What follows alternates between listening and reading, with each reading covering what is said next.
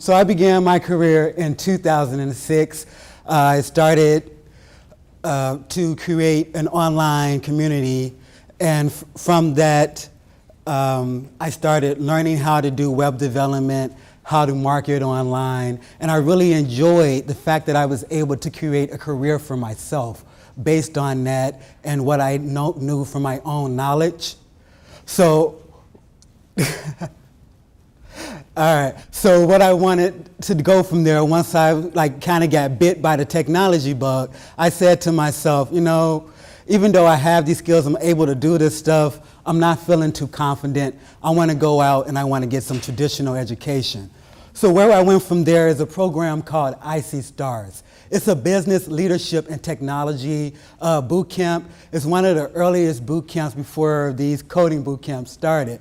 But from that, I started working at CDW as a quality assurance agent, and that wasn't too exciting for me. I didn't really enjoy it, and I was one of the only people of color on the team, was really just stressing out in that environment, and I decided that I wanted to work with a small business, so I went to a company called New Home Star, and that was a really small team, but it was very diverse. And after that, I started my own business called Apex Website Services, and started working more with clients as a result of that. Following that, I taught at Dev Bootcamp for a while, and this is where things really kicked off for me. I was one of the only people of color on the entire staff. And really how I got that job was I was a part of another roundtable where we were talking about how we can increase diversity in technology. It was for Yes We Code, which is a national organization, and the founder of Dev Bootcamp saw me there, and he was like, we started talking. He was like, I'd really love you to come and work for me. We're really we're really struggling to increase diversity at our company. And while I was there, I didn't really see the work being done in that struggle. I faced a lot of microaggressions, and when I would talk about this, I would hear, I'm sorry you experienced that. I really don't know what to do about that. And I just didn't really feel that I was being heard. So I moved on, and I founded Coding While Black. And at the time, I called it Coding While Black because I was a coder, and I had just had an experience where I was actually outside walking from the store in my neighborhood to my apartment. And when I got to my apartment, I had just entered the fence. Cop pulls up, they jump out their car. Hey, we need to talk to you. You fit the profile. Get patted down. And the only thing I could take away from that experience was when I walk into rooms, usually people are like, you look like you're an engineer or something nerdy. That was what I was used to hearing. And this was the first time I was really walking down the street, got caught up walking while black. And so I had been trying to think of a name of the organization, and what I came up with was, I'm a coder. The only thing you're ever going to catch me doing while black really is coding while black. I don't do much else. We eventually changed the name to Tech While Black, because when I would talk to people about our mission, which is to help people who are working and doing business in technology, they would get caught up on the coding. Like, why are you talking to me about startups? Why are you talking to me about business when you're a coder? So I had to change the name, and from that, the conversations have been going really well. So those are my credentials, but that doesn't really tell you anything about me or why I should be up here talking to you. And these type of screens are really what I feel like kind of holds up that diversity and technology issue. Because when anyone comes up, it come out, hey, I founded Hulu and I work for the government. I did everybody else is like, I kind of worked on this project with this small business over here, and it was amazing, but I didn't really found Hulu. And that kind of changes the dynamic of the conversation when everybody is laying out these huge credentials, and you're feeling, well, I'm just this person who's just a lowly worker bee, when you're not. What you have to say is valuable, and you need to be able to speak up and contribute to that conversation. But what I want to do is talk about me as a human, because I'm not just, when I walked up, you probably saw, and I shouldn't tell you what you saw, but most people see a black male, nice suit, when I'm wearing one, walk up, and that's kind of where they take me at from that. But I'm a huge geek. I love sci-fi, and really that's what I'm going to talk to you about, not today, but if you give me a chance, I'm going to talk to you about sci-fi. I'm trying to figure out how to turn my book bag into a symbol of the TARDIS because it's the perfect color blue, and I'm like, this would make a great TARDIS. So I spend a lot of my free time thinking about what materials I need to use to do that. I actually am working this year at living at my intersection. I focus a lot on being a coder, on being black, but I'm also a transgender male. This is celebrating 10 years. And you know, it's very freeing to be able to get up and talk about that and not just say, hey, I'm black, I'm talking about tech, but I can also talk about where I come from as a person, what drives me, and what I'm looking at when I'm working. So because I present as a male and I talk about black topics, people all tend to leave me out of the women in technology conversation, even though there's a lot of people in our community who are women. And that's for a strong part of why allying for diversity is so important to me. There's all these different intersecting communities, and we're working as allies within those communities and with those communities, then we can do better to achieve diversity as opposed to just working on blacks in technology.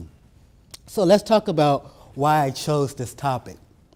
First, it was out of frustration. When Nick asked me to come and speak, I was going through a struggle where I was really trying to work with different allies, and I just kept hitting these different walls. And a big part of it was people not really understanding when you want to ally with an organization, how to be an ally that doesn't hinder that progress. So after I got past the initial frustration, the other reason is I do want it to be a useful guide for those who wish to work as an ally within the workplace.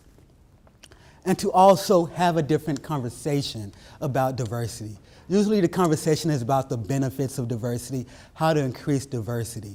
I don't see a lot of conversation talking about being an ally. And allies are extremely important when you're working for diversity, when you're working for change, when you're working against oppression. So what you can expect today. You can expect to learn what it means to be an ally. You can expect to learn what to avoid as an ally. Sorry, I tend to walk a lot if I'm not behind a podium. You can expect learn how to be an impactful ally.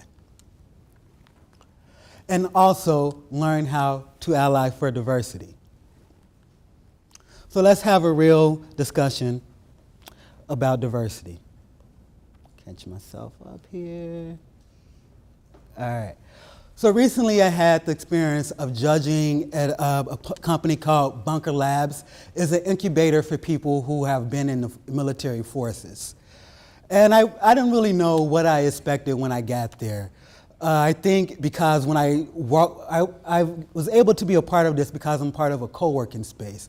So when I walked past their space a lot, I would see the same two white males. Their intern was a white lady. And of the people who I saw coming in to participate, I would only see this one black woman going there. So I guess I expected to see more of that. More white people, more white women, and a few black people. I was pleasantly surprised at the diversity of the talent that came up on that stage. And the reason why I'm telling you this story is that you've also heard today, perceptions have a lot to do with how well you can come in and make a change. So my thought of coming in, like I'm going to be coming in, representing black people, standing in for diversity because there's not going to be any. So that kind of affects how I got there. But going through and listening to the different ideas, and once my initial shock was off of all the different people that were coming up, I was able to actually focus on the diversity of the ideas and what can come from that. But I really shouldn't have been shocked because this was the armed forces.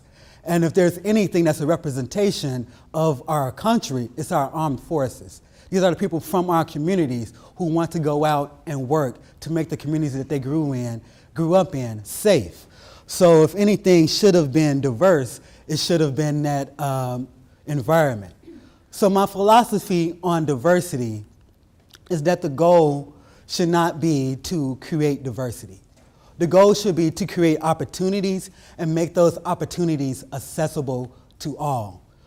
So my thought, if somebody comes to me and they're saying, I want to increase diversity at my company, I'm already knowing that this person's starting off on the wrong foot.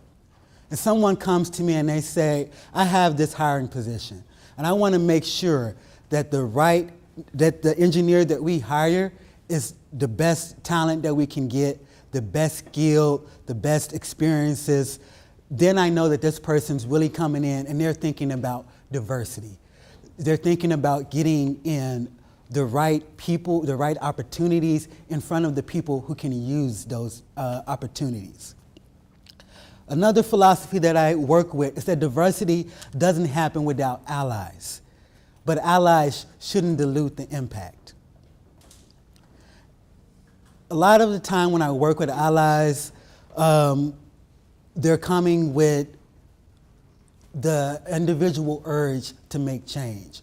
I want to be a part of something less oppressive. I want to be a part of changing how being a part of this oppressive group makes me feel. It's thinking all about what that person wants and not so much how they can add value to this group that they're trying to help or how they can help their group reach their goals. And the practice of diversity isn't always inclusive, but it shouldn't be exclusive either. I work with blacks.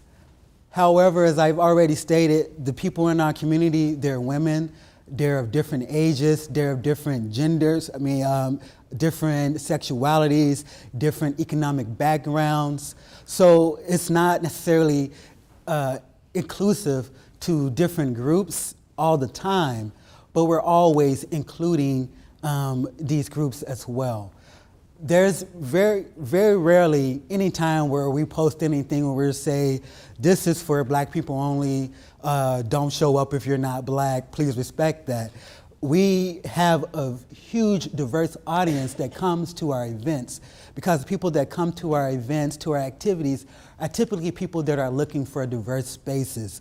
So we don't, it's very rare for us to hold an event where you're just going to see black people. So but we're also not saying this is an event for everyone. We go out of our way to label things Black Tech Demo Night, Black Tech Startups. And the reason for that is we want to put out that welcoming mat and saying, hey, come, you're welcome here. Because I know from within a community, sometimes when you're hearing, there's not a lot of people who look like you here, that kind of says, you're not really welcome here.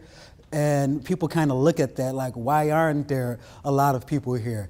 A funny story is actually talking to my assistant earlier. We went to Steak and Shake last night for dinner, and she was telling me that she'd never been there before because her mother had said that it was a racist environment. And I was like, why is it racist? And she said, oh, I never see any white black people there. But that's really like how I was brought up with my own. I was like, is your mom from Mississippi too? Because my mom's from Mississippi. Any place I would go, it was be safe. Are there going to be other black people there? And it's not always going to have that mat out. And so what I try and do with the work that I do is put that mat out, and so that I know that really what I've seen is people of other cultures, especially those who feel more privileged, they're going to show up anyway. They feel privileged to show up. It's the ones that kind of need the invitation that we put out the mat for. So how do we do this in practice? It's nice to have a philosophy, but how do you actually practice it? We practice it through advocacy by going out and talking about the issues that are important to the people in our community so that those who are outside the community know what the challenges are that we're facing, so that they can work with us to overcome those challenges. We do it through community building. A big part of our program is just holding events that are geared towards the Black tech audience, so that when you see what a tech event looks like, you don't see a sea of white males. You see a sea of diverse audiences that are actually representative of the tech community. And also bridging communities.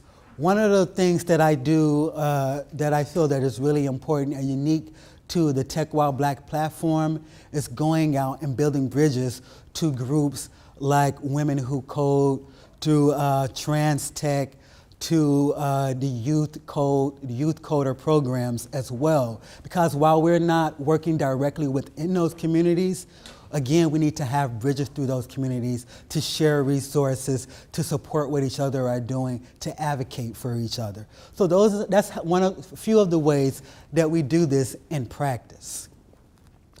But let's understand the value of allies. Allies provide a basis for commonality.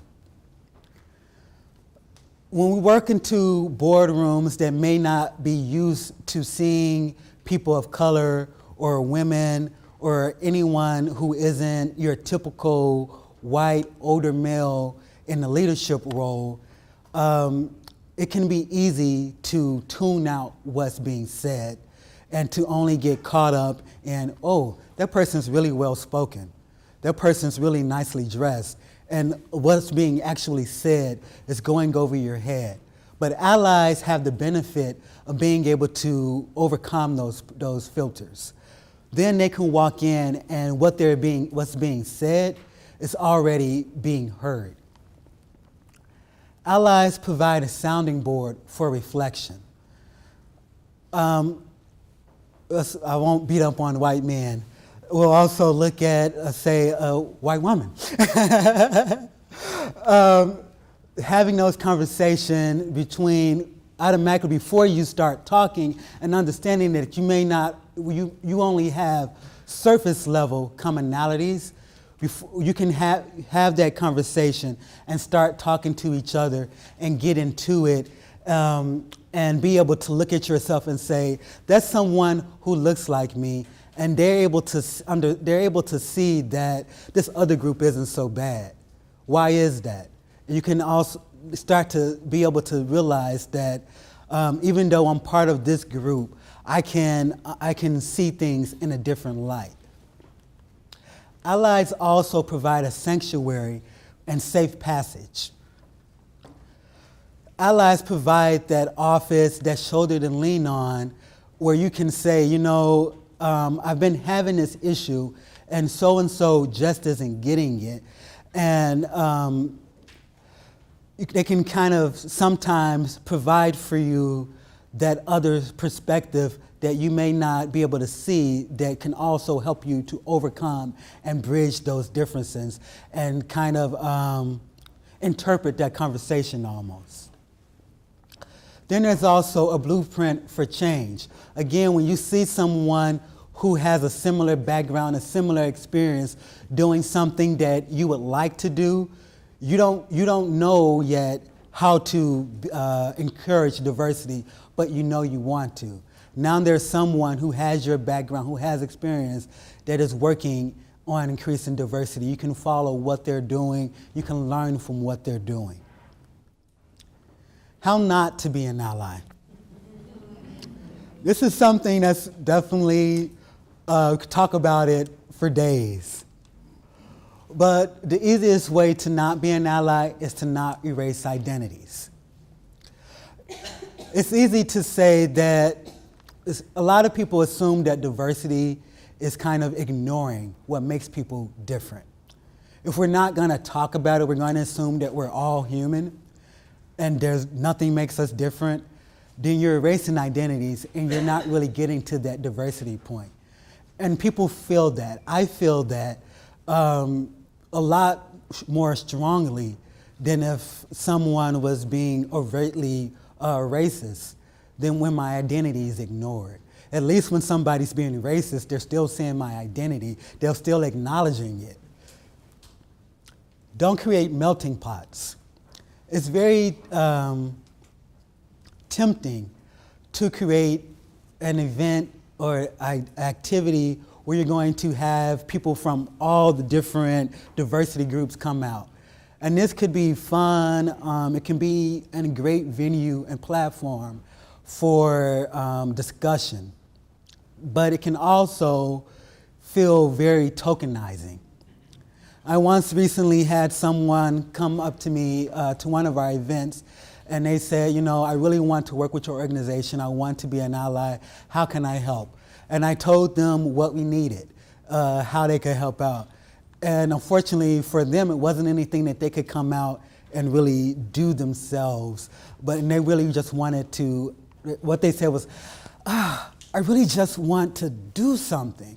And at that time, it really wasn't what we needed in terms of allyship. It was great that they wanted to do something, but again, it wasn't what we needed. But so what they did on their own, they went out to all the different tech groups, had the Latino tech groups, LGBT tech groups, Black tech groups, and they then held a class for it. And that was great. They wanted to say, hey, we're having this great big diversity event, and wanted to put all the little logos out. And for them, they wanted to get their name out and be seen as a diverse company. And what I really felt from that was that they really kind of just wanted to be part of the movement and not so much part of the impact. Because they weren't hearing when they said to me, how can I help you?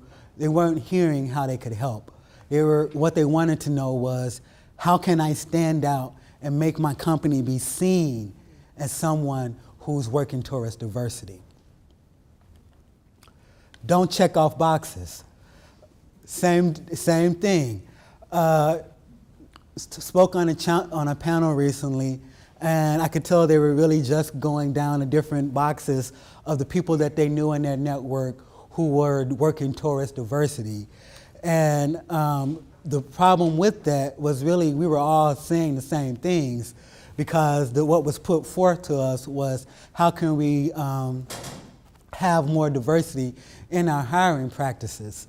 And because we were all just coming from these different groups, we had different ideas. We had different ideas about how you could help our groups, but what we could put out as far as what's actionable, they were really all the same typical actions of be respectful, come out and talk about sharing opportunities. Another thing that you really need to be careful about doing if you're going to be an ally is to not be a spokesperson for diversity if you're not from a diverse group. There's always one person, and I'll really come down to him a little more, that comes to mind when I think about this, because they're the person that anyone brings out in Chicago when they want to talk about diversity, but not necessarily bring out one of the diversity groups. It's one of the persons who's really well known, and from a well-known company who's known for working with diversity and having diverse practices. But it's a white male, and he'll be the first person to tell you, I don't really know why I'm not here. I don't have much to add from the diversity conversation. But my issue with him is that one of the things that he always says is, I'll be glad when we don't have to have this conversation about diversity. I feel like we put a lot of effort into it. And from what I get from that is that he feels that this is something that's being put on him. It's not something that he really feels that time should be being put on, but he's been asked to be a spokesperson for it. So he's going to come out and he's going to speak about it. But he's going to also say that I don't really feel that we need to be talking about this. So if you don't really feel that it's something that's important, you don't feel like you have anything to offer to the conversation, then say that. And let someone who can offer something to the conversation come up and talk about it. So we're going to talk about how not to be an ally. Let's talk about how to be an ally.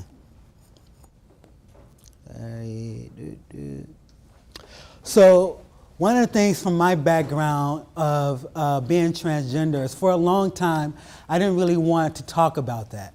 And the reason for that is I didn't want to get out there and people, once I say, oh, I have a different gender history, that's all people hear, that's all people see. That was what from when I started transitioning, those were my experiences, and I got tired of that.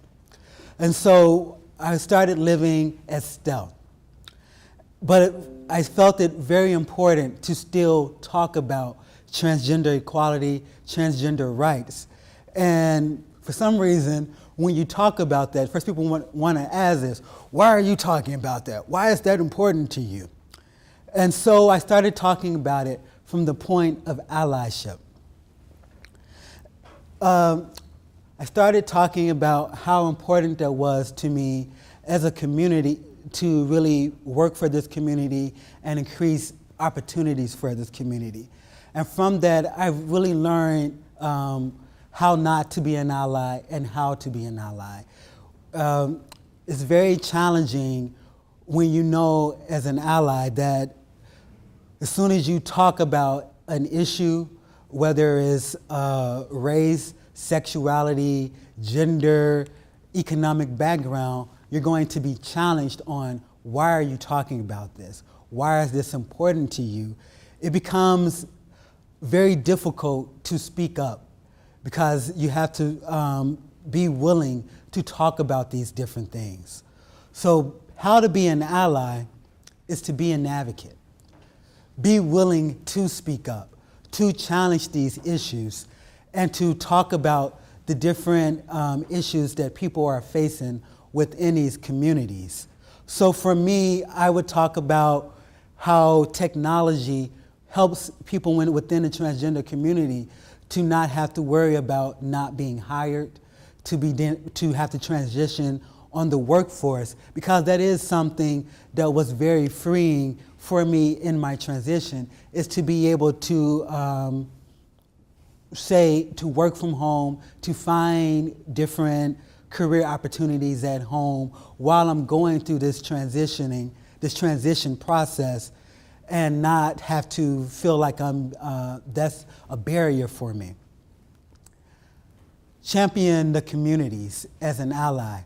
So what I found while I was working as an ally is a community to stand as a tool of change, something that the people that I'm talking to saying you need, when I'm talking about these issues and how they can help improve these issues, something that they can then go and work with. So I started working with different organizations and talking about what they were doing, how people can help out, sharing their opportunities, and just being a champion for that organization. Be confrontational. That's the really challenging part. When you hear someone saying something disparaging about a community and you step up and say, no, I'm not going to allow you to talk like that around me. It's different from just not participating, because by not participating, you're still allowing that to happen. You're still saying that it's okay. But when you step up and say, no, I'm not going to let you talk about this community that way, that's not acceptable. You need to challenge how you're speaking and change that, and then engage in that dialogue with the person that you're talking to. That's how you can be an ally. These are 3 very strong ways that you can be an ally within your workplace for the communities, for different communities, and increase diversity within your workplace. So as we're going into that, and we're allying for diversity, different ways that you can do that is to collaborate with other communities as well. When I first started out with Coding While Black, I started looking at our statistics of who was coming out to our events, who was participating, how are we drawing them, and I saw very quickly that our membership was heavily male. We were having about, I think it was about 70% male at the time.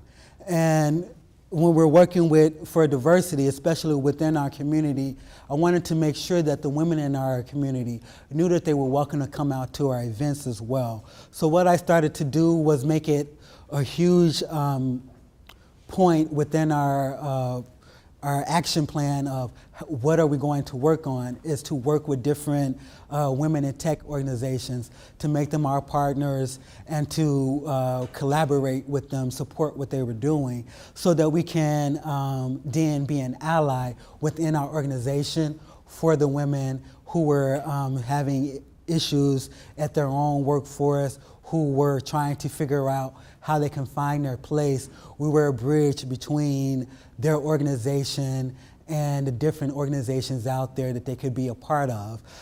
Then other organizations, companies would come out and we would collaborate within their different user groups, the women in tech groups that they had within their companies. We collaborate with them as well. So what I saw as a result of that was a huge shift from being 60% male to actually being 43% male.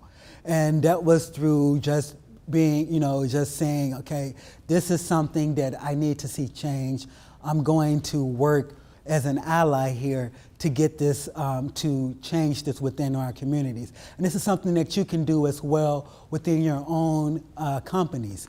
Find those communities that you can collaborate with and bring them into your companies. Maybe there's already groups within your companies that are working on these issues that you can connect them with.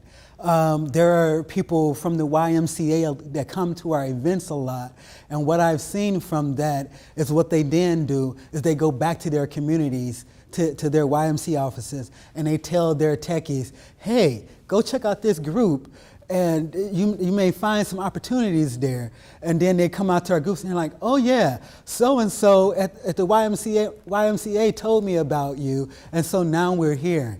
And usually the first people that come out, they're not the techies. They're the recruitment officers. They're the people who are coming in trying to increase community programming as well.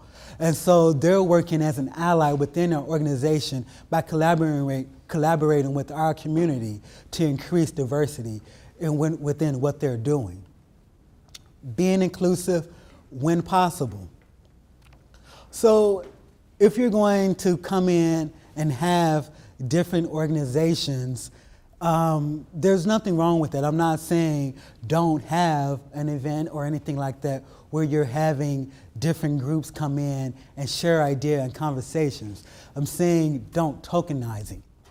So what was really interesting recently, I was at Capital One. They had us come in and do these TED Talk style conversations, talks. And what was really unique about that was they didn't just have the typical blacks in technology, women in technology come out as well. They had people who were disabled come out and talk. Somebody from Autism Speaks came out, and they were talking about their experience in technology. And I was able to really learn a lot from that as well, how I could work, how I could be more successful within technology. So when you're bringing in these different groups and you're being inclusive, then everybody's able to learn, and not the people who you're bringing in don't always have to feel like they're coming in being the experts, so to speak. You're allowing them to come in and you're including them in your programming and within your community so that everyone's able to learn from that and take part in that. They also had a gentleman come in who was able to talk about his experience as a white male who then but came back and was relearning what it was like to be in the technology industry as a disabled person due to an accident that he had. So then it was also challenging my own perspectives as well, because when I tend to not think about people who are physically disabled when I'm looking at different ways that I can be inclusive. And so that was a great way for me as well to reach out to him and learn more. And when you're thinking about technology, technology is something that really needs to be accessible to different people of physical impairments, especially when you're developing web technologies. So when you're thinking about that, that also affects how you're going to hire as well, because then you're looking at different skill sets that people can have, and not just that typical, can you build a website? Well, can you build to use? Because sometimes a company may also have legal requirements to have an accessible website. But when you're only thinking about certain groups, then you tend to not think about accessibility from those type of standpoints as well. Be supportive.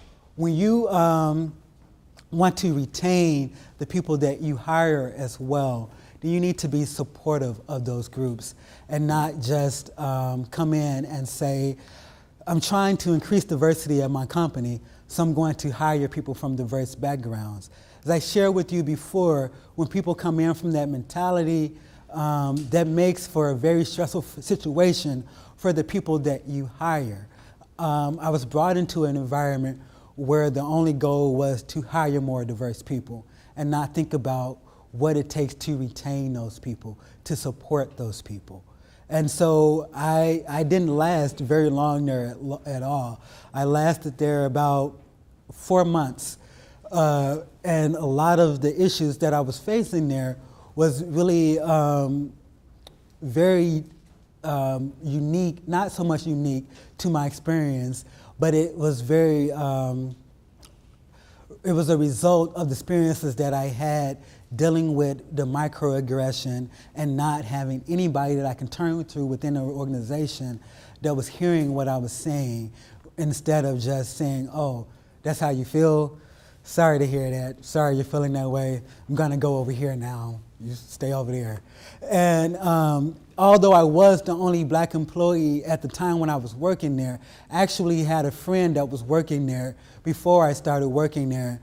And she'd made a comment before about the microaggressions and things like that, but I had never experienced it myself. I'd been working in tech for a while, and I really did think it was just her. I knew her. I thought she kind of had a little bit of chip on her shoulder. But as I started working there and started going into the meetings and seeing how the meetings were being held and how quickly, if you weren't a white male in these meetings, you were being talked over. As soon as you had an idea, you threw it out there. People were saying, no, we're not going to do that. That doesn't even merit discussion. We're going to talk about this instead. And so you need to be supportive of the people that you're hiring. Check in with them. How are things going for you? You feeling okay? And don't be afraid to ask, do you feel that you're being heard?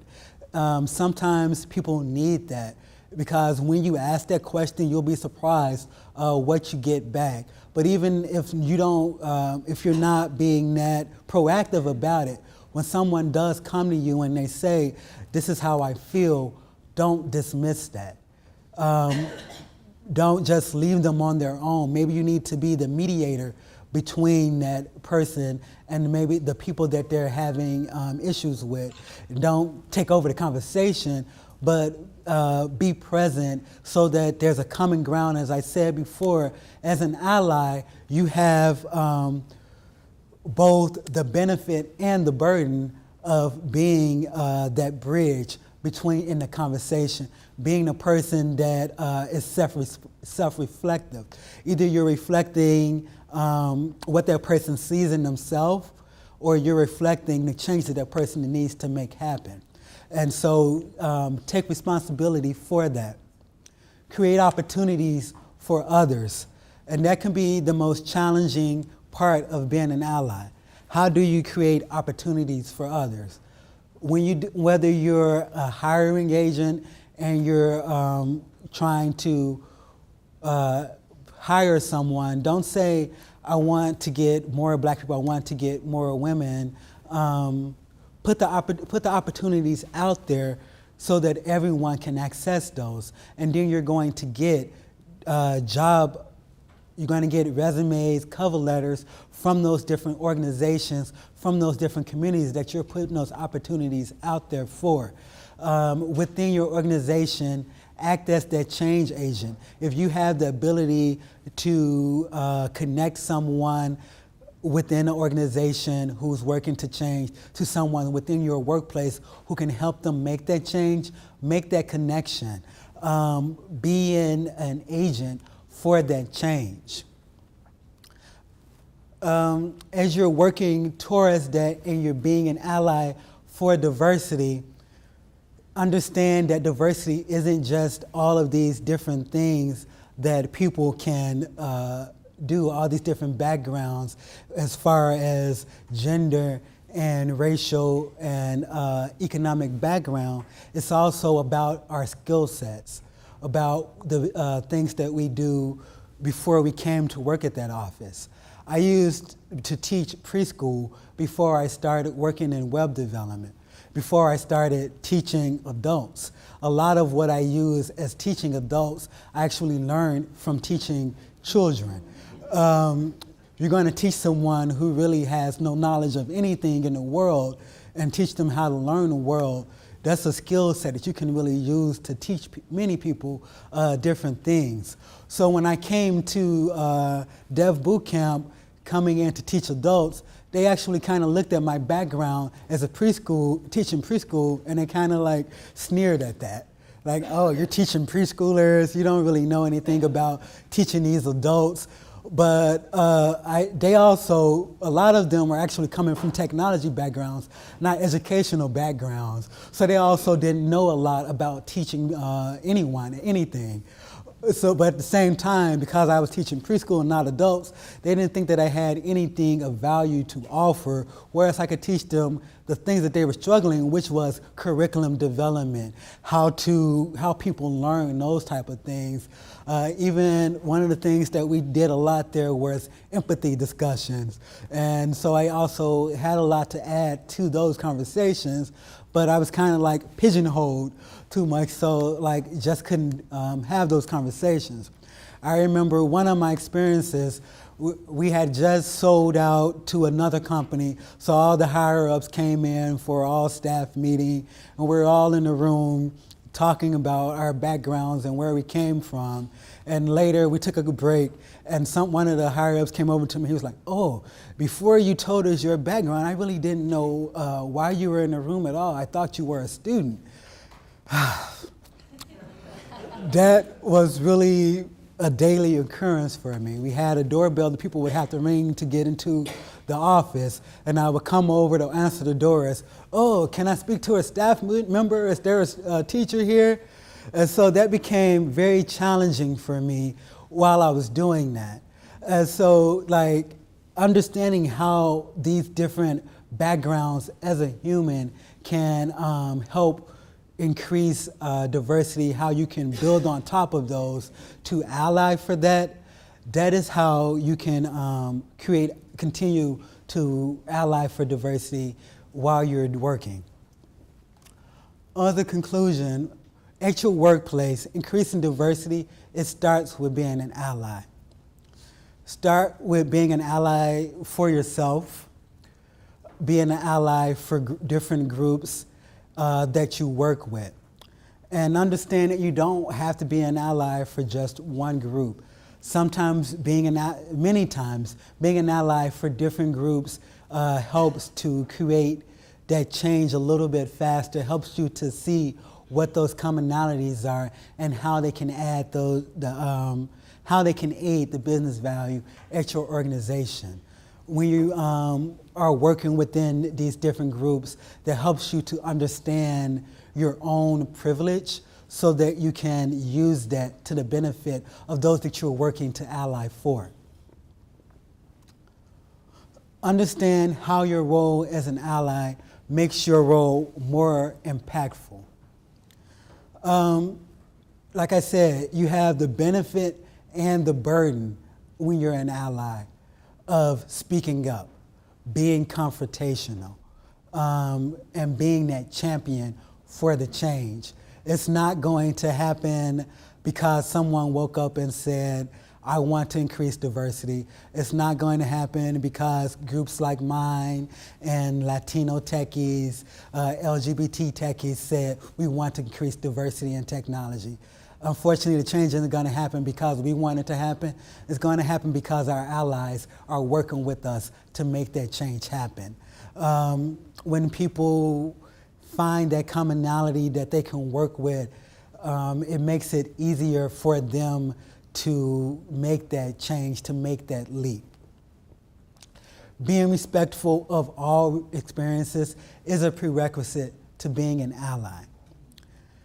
You can't just walk in and say that I want to talk about diversity in technology and I'm going to change diversity in technology. Some of what is going to change for that is acknowledging that the people that you're asking to come in and represent diversity are diverse people. I get asked to talk about diversity a lot. However, I have a huge technology background. I've been in technology for well over 10 years, both as a technologist, as an employer, as a person who uses technology. I have a lot to talk about from that perspective. So as standing out, talking about my experiences outside of diversity, other sides of myself, that's how diversity also will change as well. Because one of the things that really bothers me is when I'm out looking for materials to use with my community in web development, is there aren't a lot of diversity in the talks that are out there and a lot of the presentations that are just being talked about skill sets. Like I'm sure you could talk a lot about, was it aerospace? All right, so you can talk a lot about that beyond being a woman, you know, so it'd be a disservice to you if someone was always saying, hey, come talk about being a woman in the aerospace industry. But however, by giving you that platform to talk about your knowledge and your experience and skills, then we see, hey, that woman, I don't know anything about aeronautics, I'm assuming that's building airplanes and stuff like that. That woman has a lot to say about that. There are women who have valuable things to say other than just being in the industry. As you heard before, women have been into technology industry from day one. And one of the favorite, I love history. One of the things that I love to see is those old reels where you'll see Ada Lovelace standing next to a huge stack of these computer cards that she's gonna feed into this huge supercomputer. That's one of my favorite images. But you don't see too many of those images of people of color, even though, again, we've also been there since day one. We've just been behind the scene. One of the impetus for me forming Tech While Black was at the time the media was saying that there weren't a lot of blacks in technology, but black people are one of the main users of smartphones and mobile media. But what a lot of people don't realize is that a black man, actually two black men, were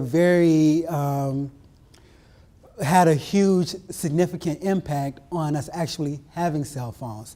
If it wasn't for them, we may not have had them in the way that we did, in the time span that we did. The technology was there, they didn't know what to do with it, and it came to a guy named Henry Sampson, and he was like, I have this radio technology, this is what I'm working with, maybe we can work with it this way. And from that, they was able to start working with their mobile equipment to make cell phones. So our impact is there, and we just need to be able to talk more about that and highlight that more. So I wanted to leave you with those few examples of how you can be an ally for diversity in your workforce, as well as how not to be an ally. Again, if you're not thinking about it from that perspective of how you can increase diversity as opposed to how you can work with those that are working to create more diversity, then you're going to be a great ally. If you're not diluting the impact, you'll be a great ally. So again, challenge perceptives, use your privilege, and don't just check it, but use your privilege. And speak up, be confrontational. Thank you for letting me ramble at you today.